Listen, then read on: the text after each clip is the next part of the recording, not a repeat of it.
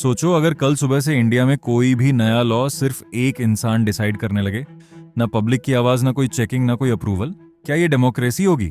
शायद नहीं। और इसीलिए इंडिया के सिस्टम में एक इंस्टीट्यूशन है जो सिर्फ बिल्डिंग नहीं बल्कि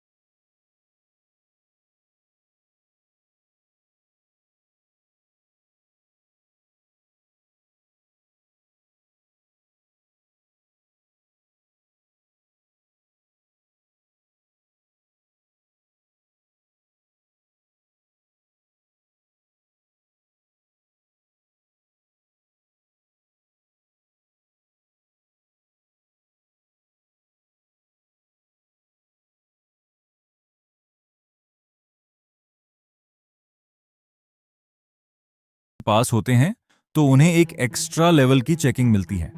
इससे जल्दबाजी में लॉ बनने की पॉसिबिलिटी कम हो जाती है।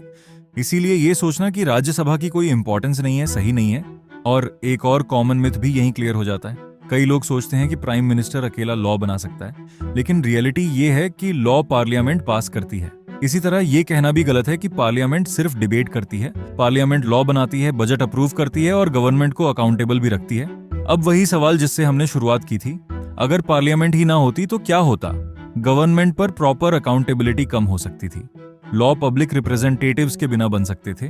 बजट पर पब्लिक का इनडायरेक्ट कंट्रोल खत्म हो जाता और धीरे धीरे डेमोक्रेसी कमजोर हो सकती थी। इसलिए पार्लियामेंट सिर्फ एक इंस्टीट्यूशन नहीं बल्कि वो सिस्टम है जो पब्लिक की आवाज को डिसीजंस तक पहुंचाता है। तो अगली बार जब पार्लियामेंट का नाम सुनो, सिर्फ डिबेट्स या स्पीचेस मत सोचना। याद रखना कि कॉन्स्टिट्यूशन के आर्टिकल 79 के अकॉर्डिंग प्रेसिडेंट, लोकसभा और राज्यसभा मिलकर पार्लियामेंट बनाते हैं। ये नेशनल लॉ बनाती है, बजट अप्रूव करती है, गवर्नमेंट को अकाउंटेबल रखती है और रिप्रेजेंटेटिव डेमोक्रेसी को प्रैक्टिकल रियलिटी में बदलती है। और इसी वजह से पार्लियामेंट सिर्फ देश का लॉ मेकिंग बॉडी नहीं बल्कि इंडियन डेमोक्रेसी की सबसे इंपॉर्टेंट पिलर्स में से एक है। तो आई होप आपको इस वीडियो से थोड़ा तो नॉलेज आया होगा। तो अगले वीडियो में मिलते हैं कुछ नए कंटेंट के साथ। तब तक के लिए इंतजार जरूर करना।